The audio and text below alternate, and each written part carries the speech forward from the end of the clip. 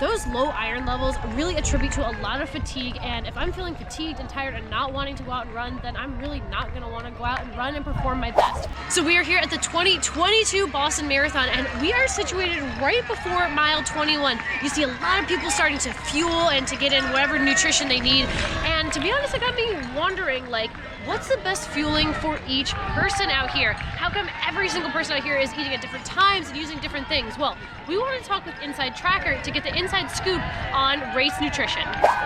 I'm Jonathan. I am in sales and I'm the endurance category lead at InsideTracker. Hi, I'm Stevie Lynn. I am a registered dietitian, board certified in sports nutrition, and I work on the marketing team.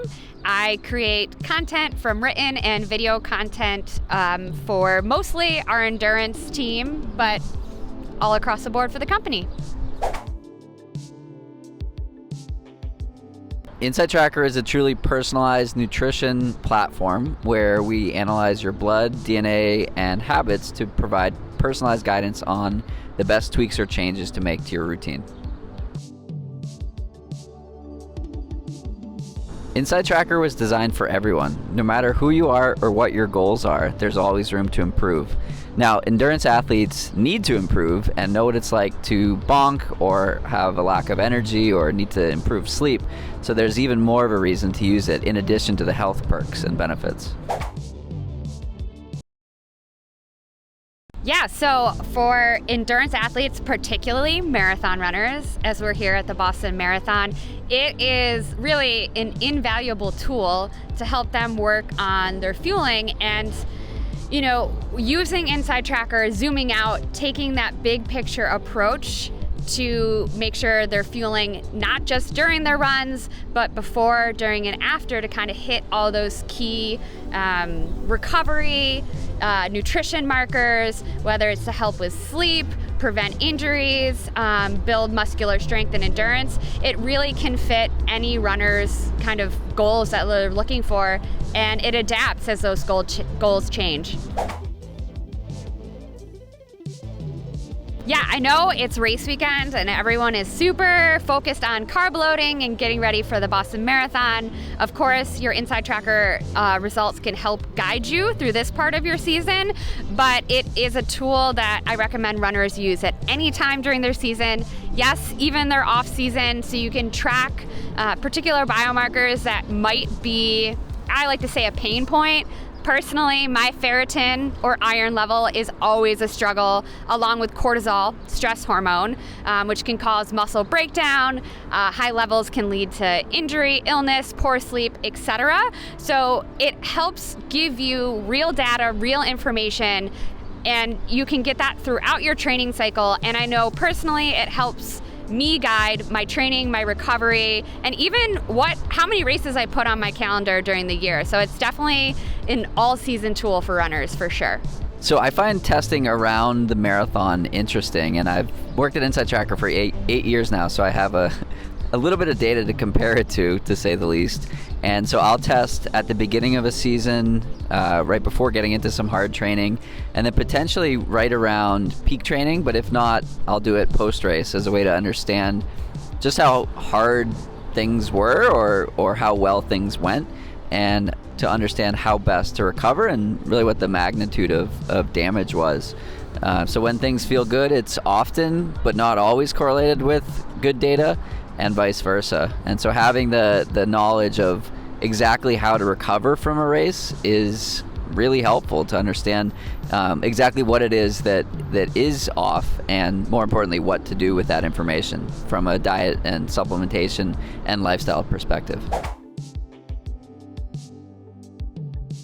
Being here at the Boston Marathon, one of my personally favorite stories of InsideTracker wins, success. I have a client I worked with, still working with. She qualified for the Boston Marathon in October with a 3:25 in her first marathon, which was amazing. And I was like, this is awesome. Let's see what your blood work is at a week after, and we can start making a plan to lead you into Boston, right? So you're well fueled, you take enough rest, recovery. Turned out her ferritin, the stored form of iron, which I mentioned earlier, was 2. Very, very low. And I mean, first of all, it's remarkable that she ran such a great race with such low iron, right? I don't think I would be able to walk up the stairs and not be completely out of breath with an iron that low.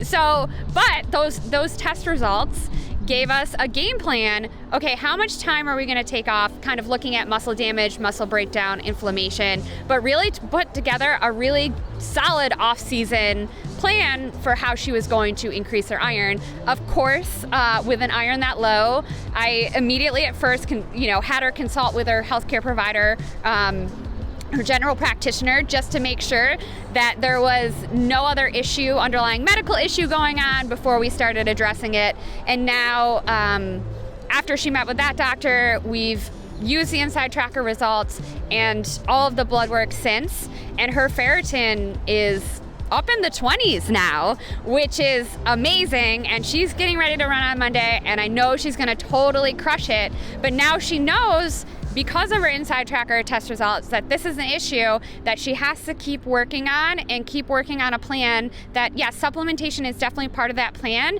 but we were able to also take an approach with her diet from InsideTracker to focus on dietary sources of iron. I feel like a lot of runners put that to the wayside and like to focus on those supplements.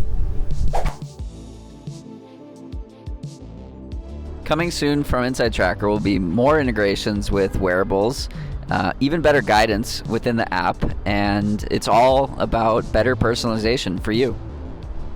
I know we talked a lot about a lot of different biomarkers that you're gonna see pop up in those blood tests, but one of the ones we really kind of hit on, the one that for me was the hardest to overcome and was the lowest when I got my results back, was iron and my ferritin levels. Those low iron levels really attribute to a lot of fatigue, and if I'm feeling fatigued and tired and not wanting to go out and run, then I'm really not gonna wanna go out and run and perform my best. So I made an entire video specifically around iron for women and the best practices to make sure that women are getting those iron levels up and feeling their best. So check that video coming out next. I'm gonna keep watching this race, so I'll catch you in the next one.